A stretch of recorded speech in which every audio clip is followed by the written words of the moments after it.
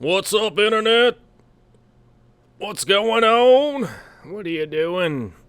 Coming at you with a little extra Tuesday video this week. Yeah, that's right. Getting a Tuesday video. I was gonna upload this as a real long video tomorrow, but figured I'd do this little bonus two-parter, little two-parter. Mainly because as you'll see in just a little bit, I positioned the camera like an idiot. So, but I've kind of gotten to the point where I've got nothing but big tanks. And I've been thinking about it for a little while, about setting up some of the 20 longs and getting back to having a couple of little nano tanks to mess around with and do some nonsense with the with some little nano tanks again. It's always an epic feat to be rescaping a 240-gallon tank, but rescaping a 20-gallon tank takes nothing. So I decided to grab some leftover lumber that I had lying around and make some kind of make sort of display stands. Is what I'm making here. I know some structural engineers will start voicing their opinions on how I'm building these, but these are joined and jointed in the fashion that the strength of them is going to be in the fact that there's going to be all four sides, or I guess five sides, are all going to be full sheets of wood. So it's slightly different from what I normally do. This isn't a normal utility stand build like some of the old ones, the old videos that I have up. So you'll see I do this one a little bit different. This is one and a half inch. They're 2x2s, and there's the joint. Now, typically, if I wasn't going to be doing plywood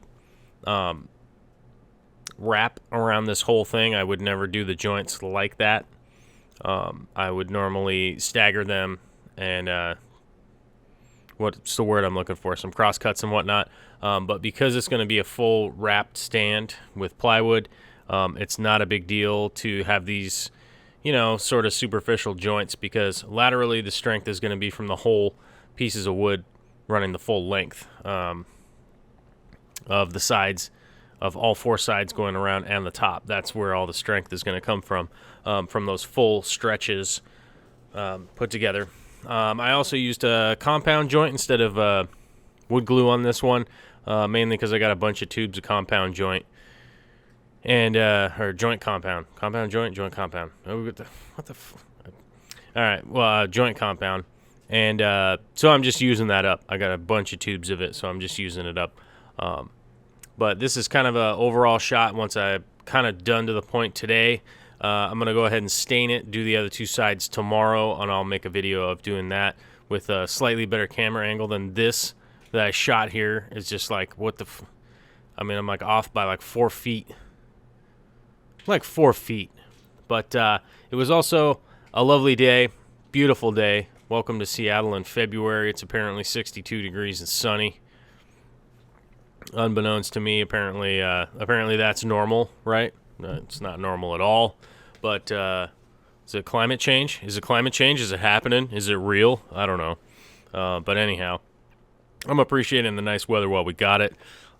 Went out to dinner with cousin from Alaska, and they were just talking about how stormy and freezing it is up there. So count myself lucky to just be able to have the shop doors open and kicking it in the sun. But the I guess the legs of it are actual 2x4s, which I had some left over. Like I said, I'm using all leftover stuff from other projects. Even the ply that I'm using is actually underlayment. If any of your constructionados out there, it's actually underlayment. And then I just rough cut everything, used joint compound, tacked everything into place, used my router and cut everything out so it's all straight after the fact.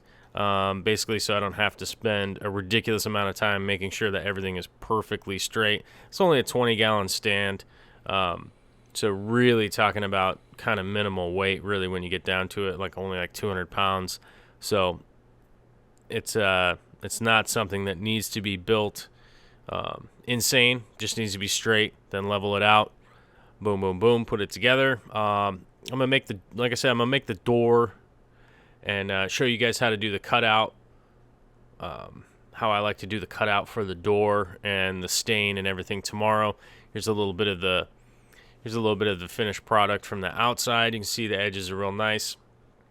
And I'm kind of planning on building probably 4 or 5 of these because I have 6 20 longs just hanging around. But I think what I'm going to be doing is, like I said, building a bunch of these to put all the tanks on individually and then probably end up selling them off that way. And also coming up, I've got that light build I was telling you all about. It's kind of a new, it's not new. There's nothing new about it except for the fact that the lights are LEDs. But it's kind of a new way that I'm trying out. That would be a lot more versatile, and pretty much anybody would be able to put the build together for a reasonable price. I think overall the price point's going to be right around like $50 if you were to order all the parts for it and be able to light a pretty big tank and get a decent amount of light, enough light to grow plants and stuff. And there was the subscribe thing. So if you're not subscribed, click the damn button. And I don't know how to make a button that automatically subscribes during the video. So to actually take you to the home screen, you have to hit the subscribe thing. But if you're at the home screen, go ahead and look at the Amazon store. It has a bunch of products and stuff that I'm updating regularly, adding things that I use.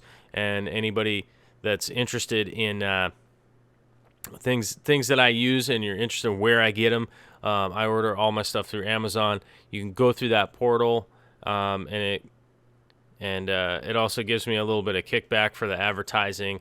It's really not that much money, but it doesn't charge you anymore. And you'll also know that it's like those are the products that I actually use in my aquariums. You can see here where I'm doing a little bit of light sanding at the end. So part 2 tomorrow, you can see that finished product right there, and I'll come wandering up with a tank at some point.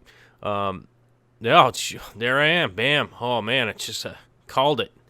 Like I said, part 2 tomorrow. I'm going to put the back on, get you guys some close-ups and stuff. We'll be doing the stain and the trim and all that kind of stuff, and I'll be doing that. But this is part 1. All right, later.